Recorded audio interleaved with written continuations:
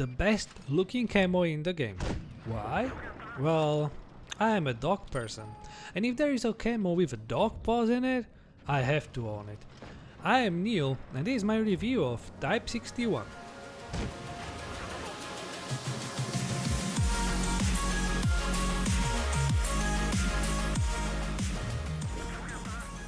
Welcome to my channel, I am Neil and this is my review of Type 61. But before we will start, I would like to tell you some stuff first.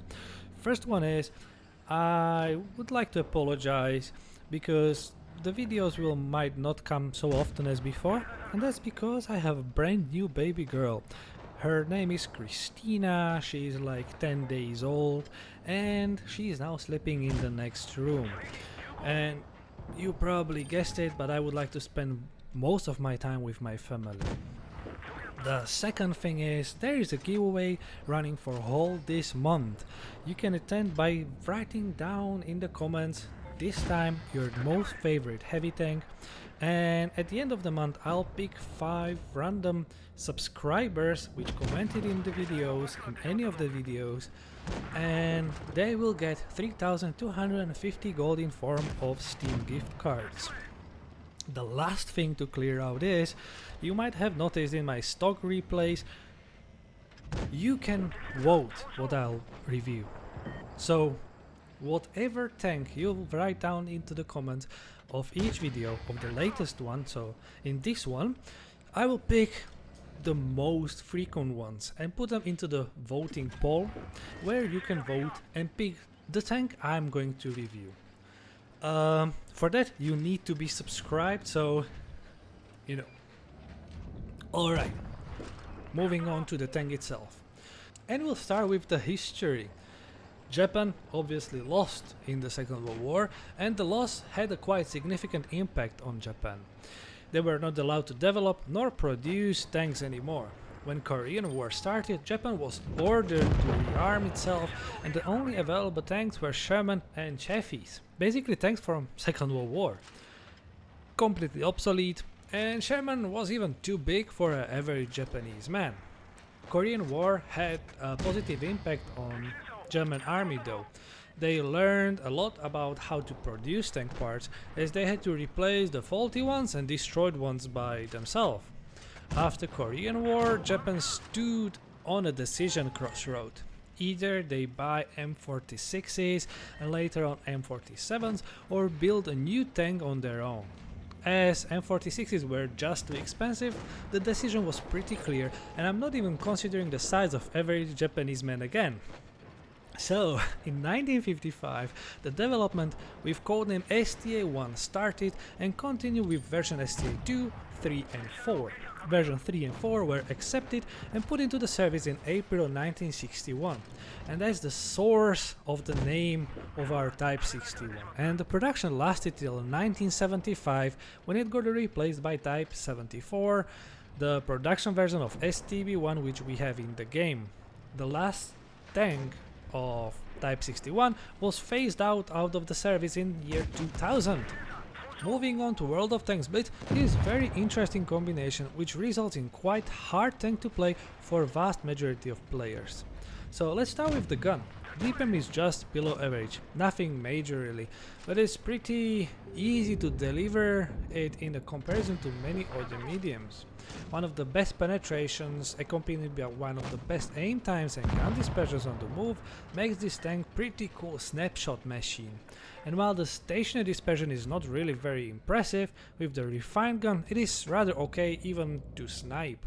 What helps sniping a lot is brilliant shell velocity of standard APCRs. Almost 1500 meters per second, and you don't really need to pre-aim in vast majority of situations. Premium heats are fast as well, and probably the fastest heats in the game.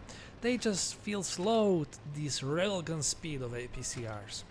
Another lovely feature is gun depression, which is 10 degrees. I would really say it should be a reach master, but it kind of isn't. While out of all snapshot masters, these have the best gun depression, its armor will not allow you to stay in common hold down positions.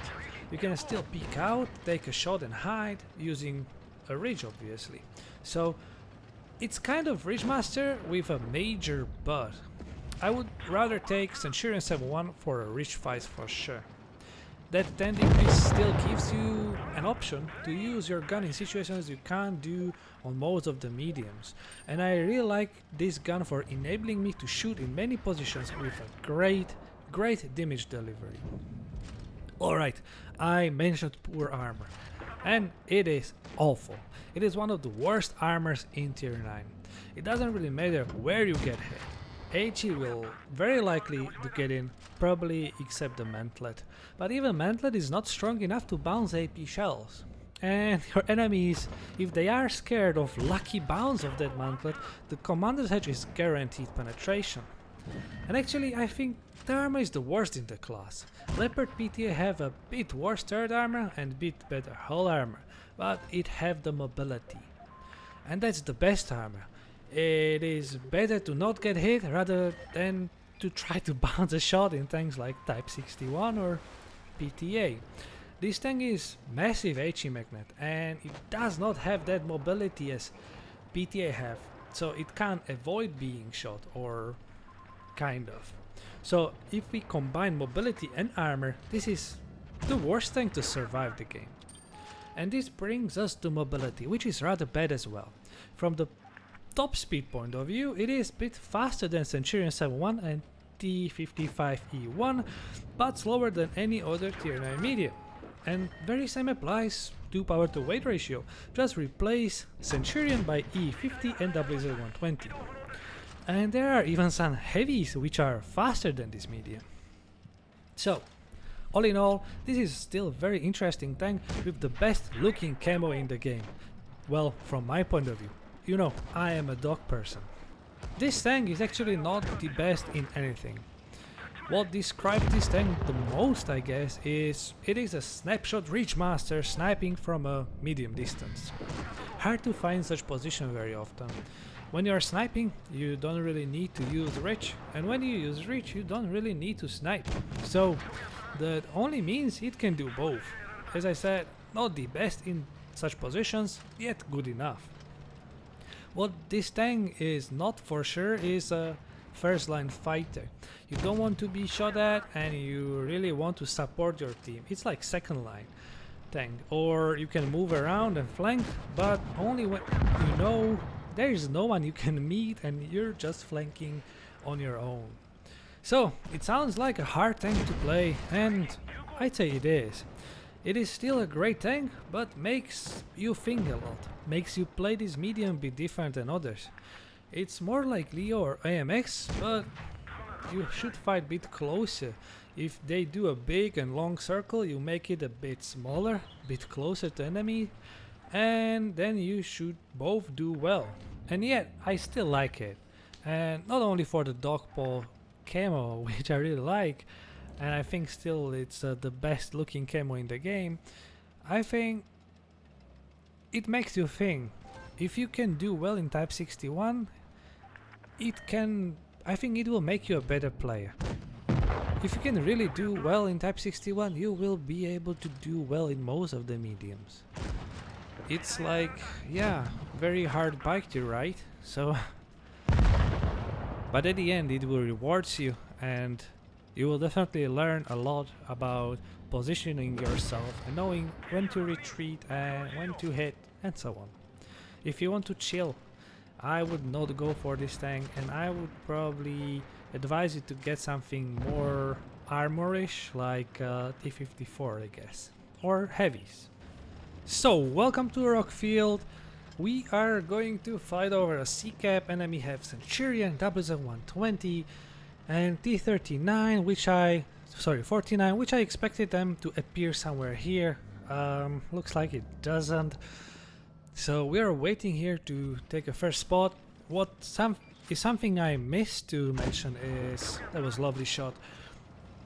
This tank have the best view range in a tier, and while it's biggest barn, it can still outspot enemies. Yet it is pretty easy to spot this one. So keep that in mind. Alright, two lovely shots you can see shooting a weak spot. On WZ120 it wasn't that hard. I'm going to try to cap a C and force enemies to go and try to ow, ow, ow, this is painful, to rush me, to attack me, to draw them more on the side of my mates, which can put then few lovely shots into them.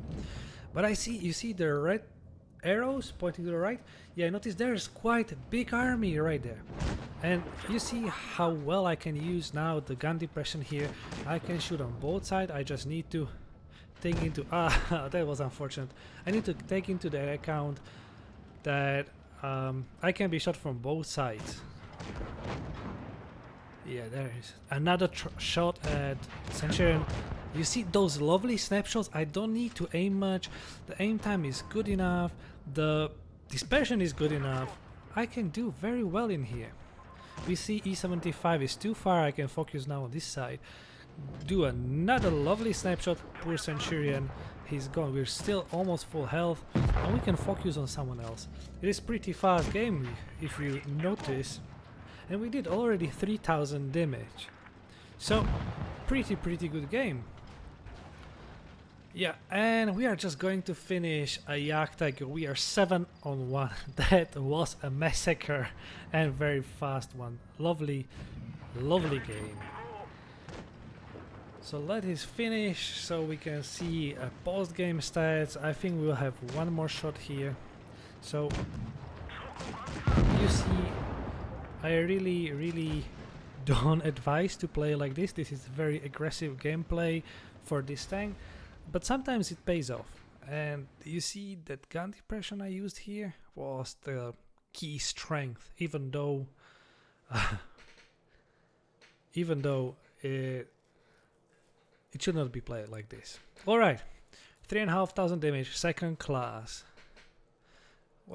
We got a Confederate here. So, team, we did good, very nice team. Detail, 12 shots. We haven't penetrated a single shot. The main goal was to stay hidden. As you might have noticed, I tried to just always be hidden behind the rock. When someone started to aim at me, I tried to move the other side of the rock, somehow balancing the aims of both sides of the enemies. Alright, so I still think this is a great tank, even though it's pretty hard to play. If it's played right, it rewards you well, and it allows you sometimes to get games like these. So, maybe even more than just some games, because I 70% win rate is pretty cool. Alright, that's it for today. Thank you very much for watching. I hope you enjoyed this video. If you do so, give it a like. Subscribe to my channel so you can actually vote in the polls and be a part of a giveaway. I hope I'll see you in the next video, and in the meantime I wish you lots of great battles and lots of ammo boxes and ammo racks. Well, that's the same, isn't it? And engine fires. Obviously not yours, theirs. See you guys.